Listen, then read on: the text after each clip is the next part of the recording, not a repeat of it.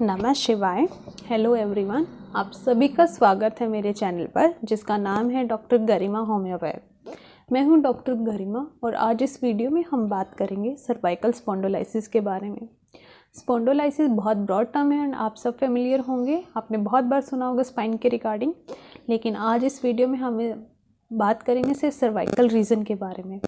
वैसे तो आपके 31 वर्टिब्रास होते हैं, मतलब जो मनकास है, लेकिन हम पहले 7 मनका के बारे में ही बात करेंगे जो है C1 to C7। तो आखिरकार सर्वाइकल स्पॉन्डिलोलिसिस होता क्या है?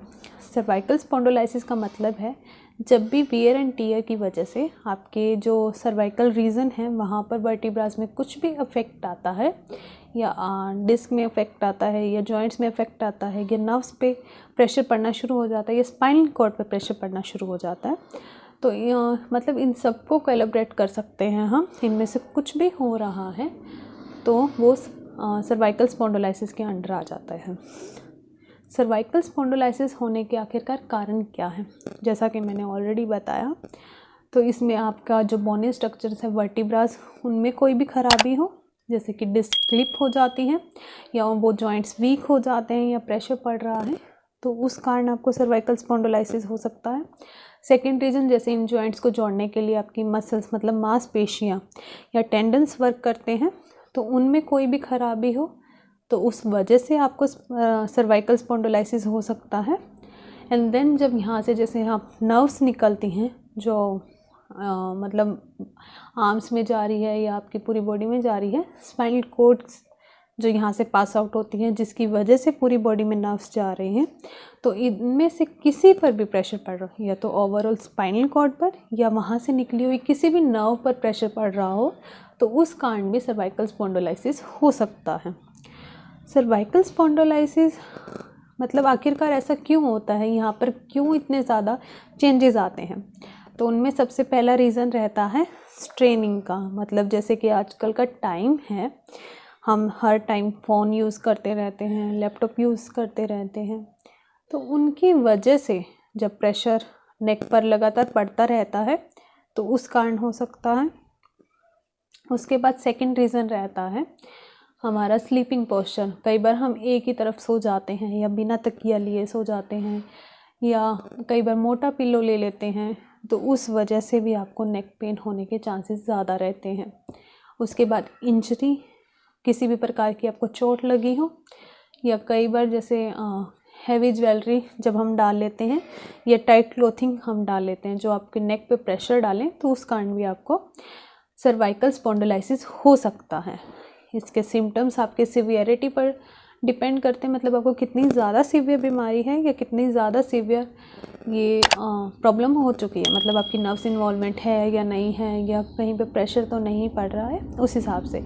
लेकिन हर में मतलब आपको नेक पेन तो रहेगा ही रहेगा। ये आपको हो सकता है हफ्ते में एक बार हो, या महीने में एक बार, या काफ़ी समय के बाद हो, तो इसे ठीक करना बहुत इजी रहता है। उसके बाद जब आपकी नर्व्स इन्वॉल्वमेंट होना शुरू हो जाती है, कहीं पर प्रेशर पड़ रहा होता है, या मसल्स में सूजन आ जाती है एंड वो प्रेशर डालना शुरू कर देती हैं नर्व्स पर, तब आपको कई बार जो नर्व्स इन्वॉल्व हो रही होती हैं, मतलब C3 है या C4 है, उस हिसाब से आपको पेन होना शुरू हो जाता है, मतलब आर्म्स में जाना शुरू हो जाता है, या आपके नमनेस मतलब सुन्न हो जाते हैं हाथ। कई बार अगर बहुत ज़्यादा सीवियर है तो कई बार हाथ काम भी नहीं करता है। अगर स्पाइनल कॉर्ड इन्वॉल्व हो जाती है तो डिपेंड करता है आपकी कौन कौन सी नर्व्स इन्वॉल्व हो रही हैं, तो उस हिसाब से कई बार लेग्स में भी बहुत ज़्यादा पेन होना स्टार्ट हो जाता है, या नमनेस होनी शुरू हो जाती है, बैकएक होना शुरू हो जाता है।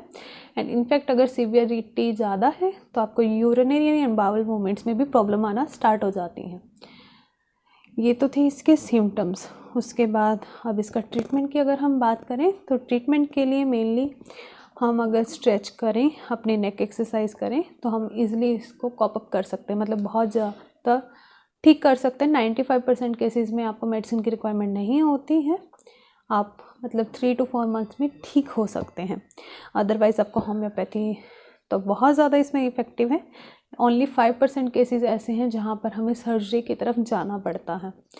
उसके बाद अब मैं आपको बताती हूँ साइकिक रीज़न्स क्या क्या हैं इसके पीछे। पहला साइकिक रीज़न आता है चलिए पहले हम देखते हैं कि नेक करती क्या है। रीजंस पर हम बाद में जाएंगे। नेक का काम है जैसे कि हमारी बॉडी में मतलब जो माइंड है, माइंड के थॉट्स को, मतलब जो हमारी डिज़ायर्स हैं या जो हम एक्शन सोचते हैं वो हमारी बॉडी तक लेके जाती है। स्पाइनल कॉर्ड के थ्रू जो मैसेज है वो लेके जाती है एंड बॉडी से मैसेज माइंड तक लेके आती है। तो 2 वेज चैनल है, ठीक है।